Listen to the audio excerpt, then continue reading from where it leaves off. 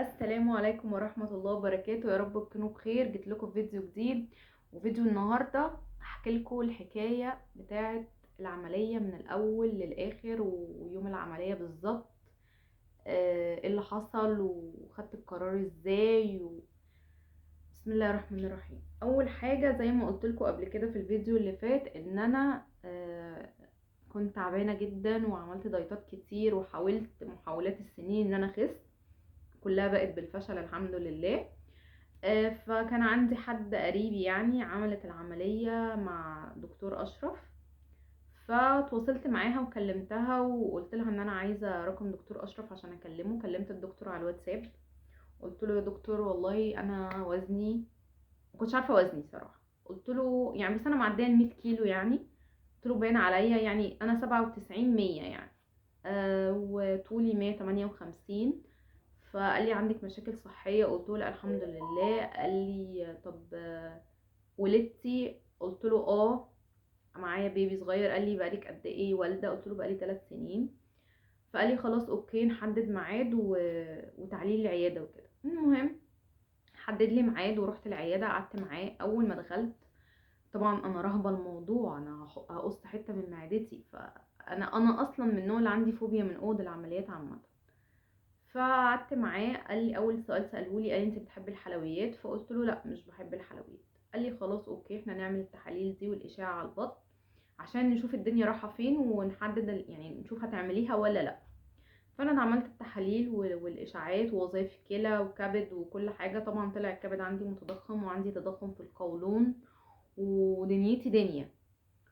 فعملت الاشعه ورحت له وبالتحاليل، لا بعتها له على الواتساب. قلت له يا دكتور والله الامر كذا كذا كذا، والدكتور بتاع المعمل قال لي ان انا التحاليل كويسه لكن الاشعه اللي على البطن هي اللي فيها مشكله، حتى وظائف الكلى كويسه. قال لي طب ايه ثواني يعني هكلمك تاني، هعرض الموضوع على دكتور التخدير واكلمك. فبعدها بساعة كده اتصل بيا قال لي خلاص اوكي. كان مثلا احنا يوم جمعة، العملية كانت يوم اتنين. قال لي ان شاء الله احنا ميعادنا يوم الاتنين الساعة 7 الصبح في مستشفى في المهندسين. فقلت له خلاص تمام. هو خيرني ما بين المهندسين وما بين اكتوبر، فانا قلت له المهندسين بالنسبة لي اقرب. فرحت الصبح مليت البيانات بتاعتي واديتهم البطاقة ومضيت اقرار بالعملية ودنيتي تمام. مامتي بس هي اللي راحت معايا. طبعا بالمناسبة مامتي هي اكتر واحدة كانت بتشجعني على القرار ده، لان هي اتخضت طبعا لما عرفت ان انا عندي مشاكل في الكبد والكبد متضخم مرحلة اخيرة، فشجعتني اكتر حاجة. جوزي ما كانش قوي، كان متردد وما كانش عايز، بس قال لي القرار في الاول وفي الاخر ليكي. ماما راحت معايا وسبت ابني عند اختي. فروحنا وقعدنا في المستشفى مثلا من الساعة 7:30 مثلا لحد الساعة، داخلة العمليات الساعة 11.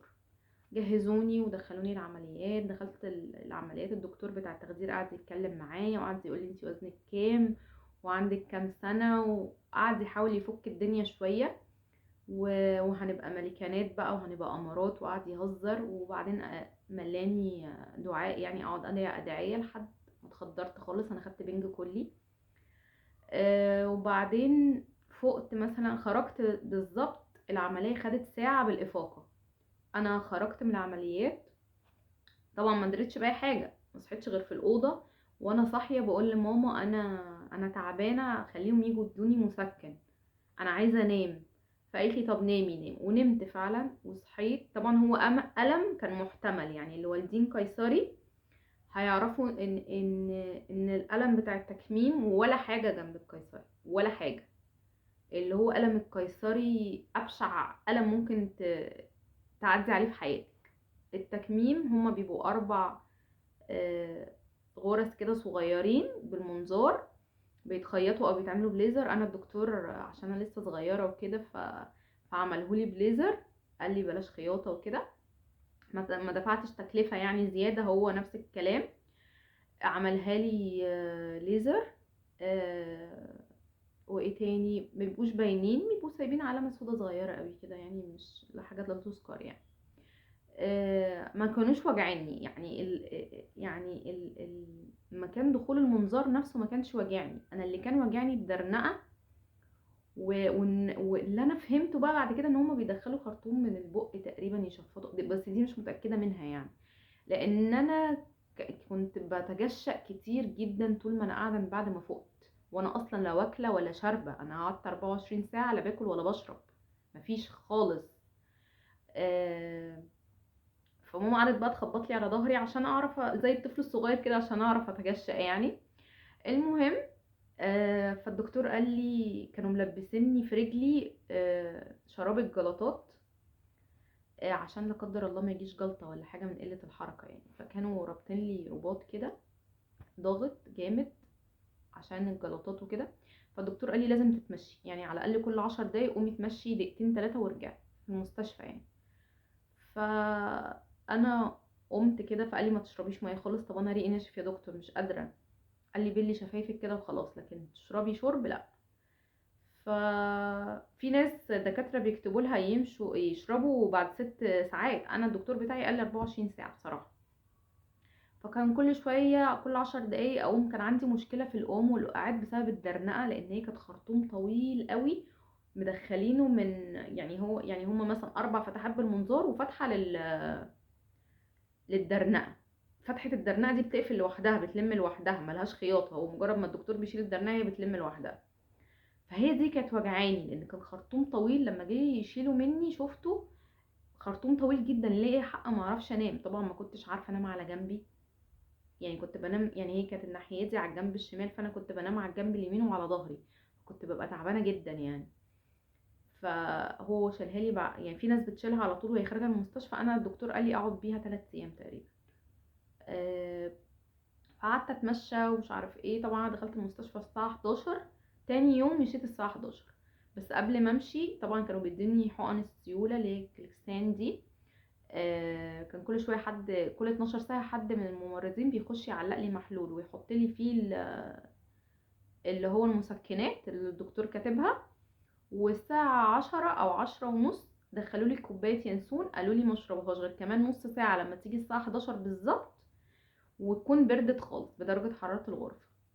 فعلا استنيت وقلت له طب اشرب ميه، قال لي ممكن تاخدي بق صغير. طبعا انا البق ده اول ما خدته كاني بموت، اللي هو كأن طفل صغير معدته لسه يدوب بتدخلي له الاكل. كنت حاسه ان انا هرجع، وطبعا رجعت كتير. طبعا انا مفيش في معدتي حاجه بس انا رجعت. يعني كان عندي بلغم، كان داخل عليا دور برد. ماما ساعتها كلمت الدكتور وقالت له ده هي رجعت بلغم، قال لها هي كان داخل عليها برد تقريبا ومش مشكله الترجيع ده عادي. بس احنا هنعمل اشعه بالصبغه قبل ما نمشي عشان نطمن برضو ايه ان مفيش تسريب ولا اي حاجه، ونحافظ على نفسنا. وقعد بقى يديني تعليمات ونحافظ على نفسنا اول 3 شهور عشان التسريب والموضوع في ايديكي وانا خلاص خلصت مهمتي، الباقي عليكي انت. ففعلا طلبنا اوبر وروحنا. روحت على ماما طبعا، ما كانش ينفع ان انا اروح البيت. آه، امتى قدرت ان انا اتعافى يعني واخدم ابني ودنيتي تبقى تمام واقف اعمل اكل واروق بيتي وكده؟ بصوا هو الموضوع مش سهل عشان محدش بس يقول لكم ده انا قمت تاني يوم وقفت في المطبخ، لا طبعا. بعد ما شلت الدرنقه حركتي بقت اسهل واخف، بقيت بتمشى كتير عشان موضوع الجلطات ده زي ما قلت لكم. امتى وقفت اعمل اكل؟ بعد 15 او 20 يوم. بس مش عشان حاجه، عشان ممنوع اعمل مجهود جامد، يعني ممنوع مثلا ازق حاجه اشيل حاجه تقيله. ما كنتش بشيل ابني خالص، ممنوع، عشان الدبابيس ما تفكش. على قد ما اقدر احاول ان انا ما اعملش مجهود. ماشي ممكن اقف اعمل اكل بس ابقى بعيد عن النار، مبقاش واقفه متصدره للنار قوي. آه، نحاول على قد ما نقدر ما نشيلش حاجه تقيله ولا نزق حاجه تقيله. آه، طبعا انا كنت يعني بعمل اكل بس انا ما باكلش منه، لان انا كنت اول شهر ممنوع اكل اي حاجه. جه بس اخر اسبوع سمح لي بكبده الفراخ واللسان عصفور من تالت اسبوع. والباقي شرب بقى، شوربه كريمه بتاعت كنور، شوربه فراخ، شوربه لحمه. فضلت ماشيه على النمط ده طبعا انا جايلي قرفه من الاكل. طب يا رضوى كنت بتجوعي؟ لا ما كنتش بجوع، كنتش بحس بالجوع خالص. كانت ماما قومي كلي، قومي كلي. انا كنت ممكن اكل علبه الزبادي على 3 ايام. فما كنتش بجوع ومش بحس بالجوع خالص. اللي هو انا ممكن يبقى واحد قدامي قاعد بياكل محشي والريحه طالعه وانا على الله، ولا شاغلني ولا فارق معايا، مش عايزه اكل، عندي قرفه من الاكل. عارفين اللي بتبقى حامل وجاي لها قرفه من الاكل؟ انا كنت كده، اللي هو مش طايقه ريحه الاكل ولا طايقه اشوف الاكل اصلا. فكنت مقصره قوي مع جوزي وابني في الاول، ما كنتش بطبخ. يعني كنت ممكن اعمل لهم شويه مكرونه وبانيه، شويه رز وطبيخ، ممكن اعمل يعني اعمل لهم كبده، معايا كبده فراخ. كنت بحاول ان انا امشي الدنيا، عشان اولا مش عايزه اهدر اكل، لان انا جوزي وابني مش بياكلوا قوي. مكنتش عايزه اهدر اكل، مين هياكل؟ انا مش هاكل وهما ما بياكلوش قوي. جيت في الاول ما كنتش عارفه الكميات اللي ممكن اعملها. انا ما كنتش اكيله للدرجه، بس كنت باكل اي حاجه في اي وقت، يعني ممكن اكل وانام على طول. فما كنتش عارفه اظبط كميه الاكل في الاول على قد فردين اللي هو جوزي وابني. بس بعد كده يعني ابتدى الموضوع يظبط معايا.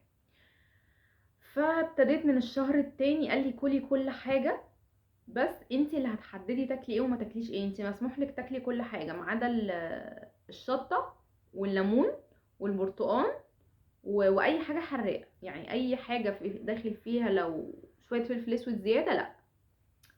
فابتديت ان انا اخد قرار، اللي هو لا بصي، لما خسيت 10 كيلو في اول شهر قلت لا، انا مش هضيع مجهودي، مش ممكن، انا همشي زي ما انا ماشيه. اللي هو ايه، شويه الشوربه وشويه وحته الفراخ، والصبح هاكل بيضه مسلوقه عليها شويه ملح وسنه فلفل اسود بسيطه او كمون يا دوب تضيع ريحه الزفاره. وهكمل زي ما انا اول 3 شهور، لان اول 6 شهور من العمليه تعتبر فتره ذهبيه المفروض تستغلوها عشان تخسوا. فانا الدكتور قال لي كده، قال لي دي فتره كويسه استغليها، اول سنه كمان، يعني من 6 شهور لسنه. فقلت انا 3 شهور همشي زي ما انا. طبعا جيت كلت اللحمه تعبتني جدا جدا جدا، وتقلصات في بطني وبطني وجعاني. كفته نفس الكلام، اي حاجه فيها بهارات زياده كانت بتموتني. فانا عشت على المسلوق 3 شهور، باكل فراخ مسلوقه بس، وباكل الدبوس وما بكملوش. يعني ممكن ما كملش الدبوس في اليوم، عشان كده كنت بقول لكم على الواي بروتين الفيديو اللي فات.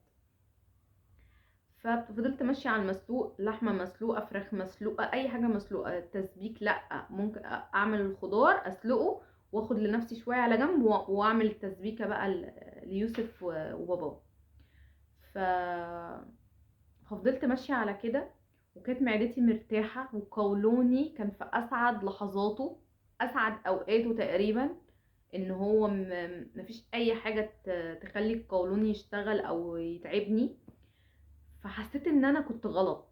العمليه ساعدتني بس انا كنت غلط في اللايف ستايل بتاعي اصلا. انا كنت باكل اي حاجه. انا كنت باكل فلفل هالوبينو ده كده، افتح التلاجة واخد لي 2 3. الموضوع اصلا الناس اللي عندها قولون غلط عليها الكلام ده. انا ما كنتش مركزه في كده. ف فضلت ماشيه على السيستم ده، وعديت ال3 شهور، ولقيت نفسي بعد ال3 شهور انا خاسه 30 كيلو. فاللي هو ايه، عمري ما كنت اتوقع ان انا اجيبهم في حياتي كلها. خسيت، ودخلت في رابع شهر وخامس شهر، وانا دلوقتي الحمد لله يعني بدأت السادس. فخسيت 42 او 43 كيلو. بالمناسبة انا وزنت امبارح لقيت نفسي 67. فالحمد لله الحمد لله الحمد لله، ماشية كويس، دنيتي تمام. طب ايه اللي خلاكي تخسي ده كله وما تخنتيش او ما ثبتيش؟ عشان انا جسمي بيحرق نفسه. يعني انا ما بدخلش نشويات ولا بدخل سكريات تخلي الانسولين يعلى عندي.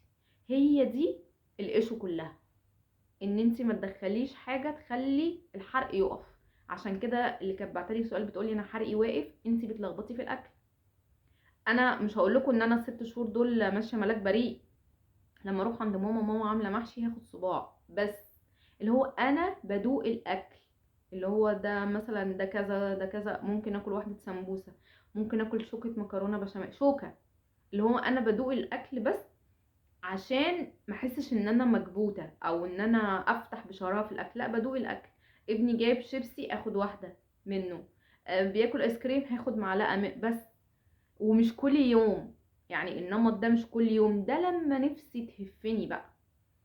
ف اللي عايزه اقوله لكم، الخسسان حلو وبيخلي الواحده تصغر في السن جدا، وبيخليكي قادره تعملي كل حاجه. الناس اللي بتقول اصل العمليه بتخلي الواحد مرهق وبيقدرش يعمل حاجه وعلى طول طاقته صفر، لا خالص. على فكره انا بعمل شغل بيتي عادي جدا، وبصحى من بدري. انا بصحى من الساعه 7 الصبح وبنام الساعه 9 10. اللي هو لا، طالما بتاخدي فيتاميناتك، بتاكلي كويس اكل صحي اللي هو خضار. انا بجيب الجرجير واقعد اكل كده، باكل البقدونس باكله كده. فطول ما انتي مهتميه بنفسك واكلك وفيتاميناتك، صدقيني صحتك هتبقى زي الفل، سواء عامله عمليه او مش عامله عمليه.